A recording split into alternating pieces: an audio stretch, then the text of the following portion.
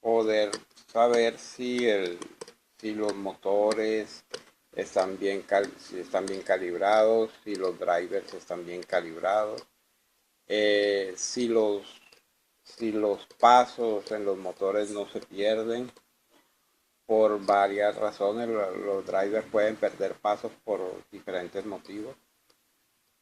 Eh, Después, en otra ocasión hablaremos de eso. Eh, estos drivers, estos drivers suministran el voltaje y la corriente que viene del cargador. Y mediante unos potenciómetros que tiene acá el driver, o sea, este que estoy señalando aquí, que tiene una pintica rosada, mediante ese control variable, puedo ajustar la intensidad que llega en últimas al motor, con el fin de calibrar el voltaje y la corriente, de modo que de asegurar su correcto funcionamiento, tanto del driver de suministro como de la potencia que necesita el motor. Entonces así se protegen ambas cosas, tanto el driver y el motor, para que no se queme tampoco por sobrecargas o por tener demasiado alto el voltaje. Hay un asunto con el voltaje de los motores y es el siguiente.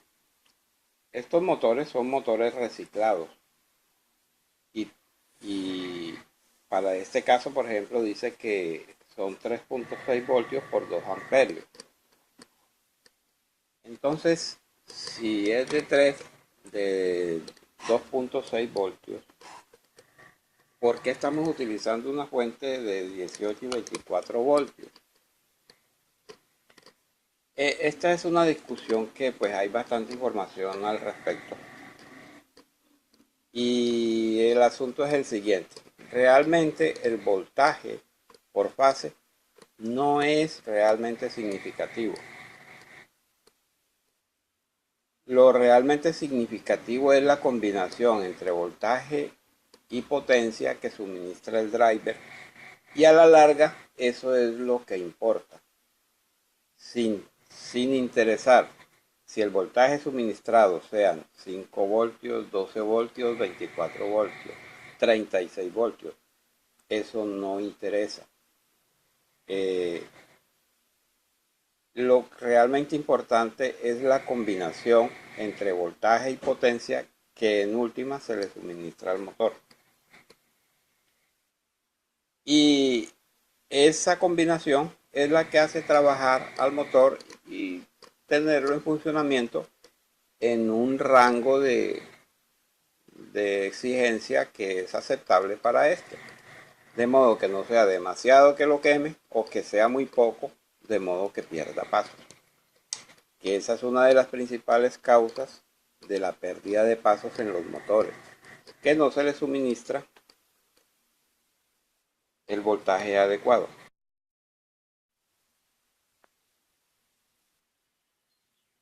Bueno, aquí ya tenemos todo el sistema conectado en el banco de pruebas. Vamos a pasar ahora a la parte del software. A conectar aquí el cable USB para conectarlo al computador.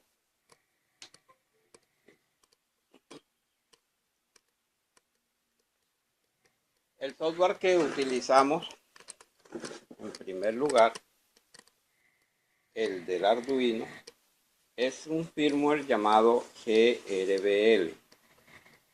Inicialmente utilizamos la versión 0.9 y obtuvimos buenos resultados de precisión de la máquina, más la velocidad siempre fue un tema de discusión. Esta máquina fue presentada en la muestra de proyectos del mes de abril en el ITSA y conseguimos un segundo lugar con un calificativo de 4.5 y me hicieron la observación sobre la posibilidad de mejorarle la velocidad de trabajo. Por eso estamos en esta situación.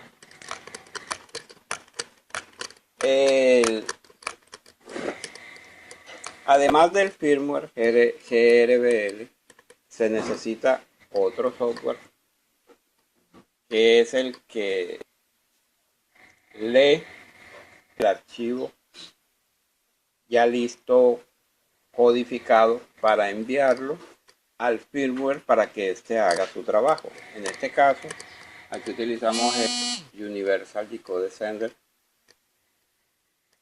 que es también un software libre como el GRBL.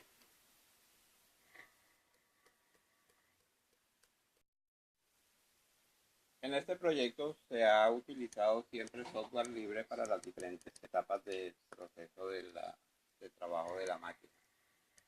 En este caso, el Universal Decode Sender, tenemos la versión 1.09, que es la que toma el archivo ya procesado a código G y lo envía al Arduino con el firmware GRBL. Bueno, esta prueba de funcionamiento ya está hecha sobre los nuevos parámetros, los cuales se ajustaron en el sistema, en el software GRBL, con los cuales podemos ver aquí. Aquí tenemos para el eje X una combinación entre de la siguiente manera: para el eje X 100 pulsos por minuto, igual para el eje Y y 144 para el eje Z. Esto significa que por cada 100 pulsos el eje X va a recorrer 1 milímetro con el tornillo que tiene actualmente. Al momento de cambiárselo por otra medida de desplazamiento, pues habría que